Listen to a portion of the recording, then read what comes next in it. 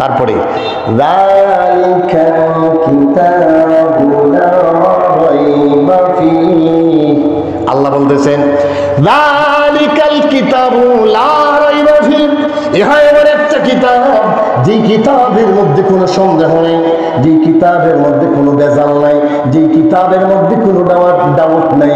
This is book, there is no doubt. ইহা এমন একটা কিতাব যে কিতাবের মধ্যে কোনো সন্দেহ নেই। কোরআন শরীফের শুরুতে বা শেষে হলো মিনাল জিন্নাতি ওয়ান নাস, বাস। তার মানে সিন বা আর সিন মিলাইলে হয় বাস, এনাফ, যথেষ্ট। কোরআন যা রয়েছে, কোরআনের বিধিবিধান আমাদের জন্য যথেষ্ট। সুবহানাল্লাহ। কোরআনে রয়েছে সমাজনীতি, কোরআনে রয়েছে রাষ্ট্রনীতি, কোরআনে রয়েছে পারিবারিক নীতি, কোরআনে রয়েছে অর্থনীতি, ঠিক কিনা বন্ধু?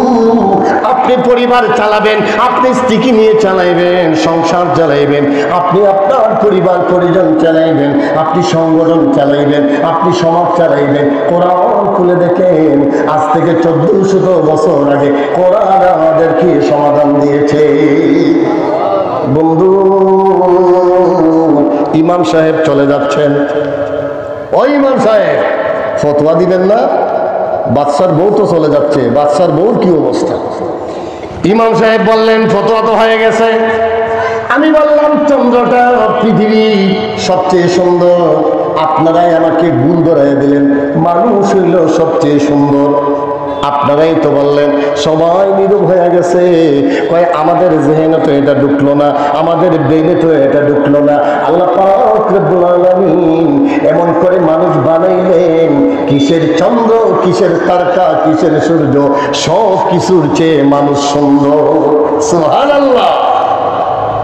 বিশ্বাস হয় না বন্ধুরে? একটু যদি চিন্তা করে দেখেন, আপনি আমাদের কি সুস্থ অবস্থায় কেমন করে আল্লাহ এইভাবে পাঠাইলেন, এত সুন্দর করে পাঠাইলেন, এত সুন্দর সৃষ্টি করলেন, এত ভাবে আমাদেরকে বানাইলেন। আমরা নিয়ামতের শুকরিয়া আদায় করা দরকার আসেনি? কথা বলেন, আসেনি? আল্লাহ বলেন, ও দুনিয়ার মানুষ, লাইন শাকারতুম লাযিদান্নাকুম, যদি নিয়ামতের শুকরিয়া আদায় করো আমি এই নিয়ামতটা তোমাদেরকে বাড়িয়ে দিব।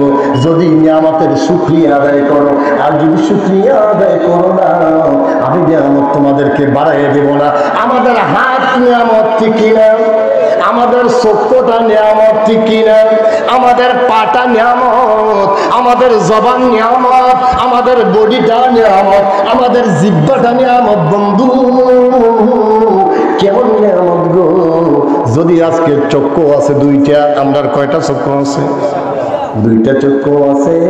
আর যদি ওই সময় যদি দেখা যায়, মনে করেন গো 1 ঘন্টা পরে আপনার একটা চোখ দিয়ে আর দেখবেন না, মনে করতেছেন, আবার মনে করতেছেন, এর পরের ঘন্টায় পরের চোখটাও ব্যাটারিটা বন্ধ হয়ে যাবে, চোখটা বন্ধ হয়ে যাবে, পৃথিবীর আলো বাতাসটা দেখবেন না। যদি একটু ধারণা করেন গো, দেখবেন দুনিয়াটা কেমন কেমন কেমন। আমার এক বন্ধু মানুষ হাফেজ নুরুজ্জামান খোকন, আমি অনেক সময় বলি, বন্ধু দোস্ত আমার, আপনি বলুন আপনার স্ত্রী আছে? বলে আছে। আমার সন্তান 3টা? বলে হ্যাঁ 3টা সন্তান। আপনি সন্তানদেরকে চিনেন কেমনে? কয় আমি আমার মনের আয়নার ভিতরে তাদের আওয়াজ শুনলে আমি বুঝি। বড় ছেলে না মেজু ছেলে না ছোট ছেলে? হ্যাঁ তা বুঝেন, ঠিক আছে। আপনার বড় সন্তানটা কিরকম করে? আমি এইভাবে হাত দেই, দিয়া তার জবা এইভাবে মুখের মধ্যে হাত দেই, দিয়া দেখি আমার বড় ছেলেটা এইরকম। আমার হৃদয়ের আয়নার মধ্যে তার ছবিটা সেভ করে রাখলাম। আমার বড় ছেলেটা এইরকম, আমার মেজি ছেলেটা এইরকম, আমার ছোট ছেলেটা এইরকম। আমি বললাম, দোস্ত রে, তোমার স্ত্রীটা কেমন? কয় আমার স্ত্রীর মতন। আমি কই কথা না, আপনার স্ত্রীটা আপনার হৃদয়ের মধ্যে কেমন?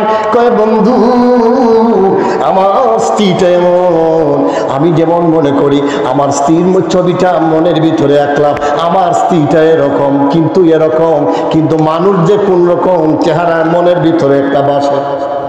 ও বন্ধু, ওই সময় আমি বললাম, আমি বাতিটা অফ করে দেই, এটা আমার বাস্তব কথা, আমি বাতিটা অফ করে দেই, আপনি ঘুমিয়ে থাকেন। তখন কয়, ও আমার দোস্ত রে, বাতিটা বন্ধ করে দিবেন, ঠিক আছে।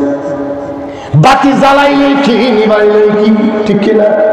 অন্ধ মানুষ, আমি জীবনে আলোর কি পাওয়া, আলো কি জিনিস আমি বুঝি নাই।